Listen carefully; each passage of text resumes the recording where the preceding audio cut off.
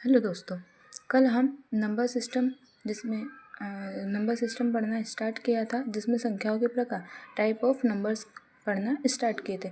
ठीक है, इसमें कुल 11 प्रकार की संख्याएं होती है। ठीक है, यानी कि 11 टाइप्स की संख्याएं होती है, 11 टाइप ऑफ नंबर्स, जिसमें फर्स्ट नंबर पे आता है अपना प्राकृतिक संख्याएं। ठीक है, नेचुरल नंबर्स जिसको इंग्लिश में बोला जाता है, वे संख्याएं जिनसे वस्तुओं की गणना की जाती है प्राकृतिक संख्याएं कहलाती है।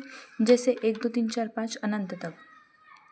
जब भी अपन या फिर हम आप कोई भी हो, जब भी हम वस्तुओं की गणना करते हैं तो शून्य से नहीं करते हैं, हम 1 2 3 4 5 और अनंत तक जाते हैं। ठीक है, शून्य हम प्राकृतिक संख्या में नहीं लेते हैं। इसी प्रकार से इसी टाइप से शून्य एक प्राकृतिक संख्या नहीं है। ठीक है, शून्य कोई प्राकृतिक संख्या नहीं है। क्यों? क्योंकि हम जब भी वस्तु की गणना करते हैं तो हम 0 से नहीं करते हैं, हम 1 से करते हैं। ठीक है, प्रथम व सबसे छोटी संख्या प्राकृत संख्या 1 को मानी जाती है। ठीक है, इतना आपको कल भी मैंने समझाया था। उम्मीद करती हूँ आपको समझ में आ गया होगा। दूसरी आपकी थी पूर्ण संख्या, यानी कि वुल नंबर्स।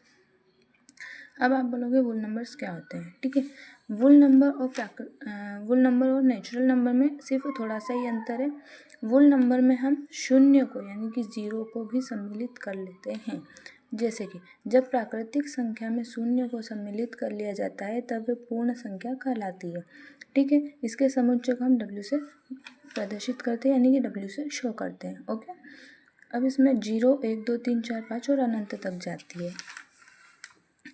ठीक है, अब इसमें शून्य सबसे छोटी पूर्ण संख्या मानी जाती है। तीसरे नंबर पर आती है पूर्णांक।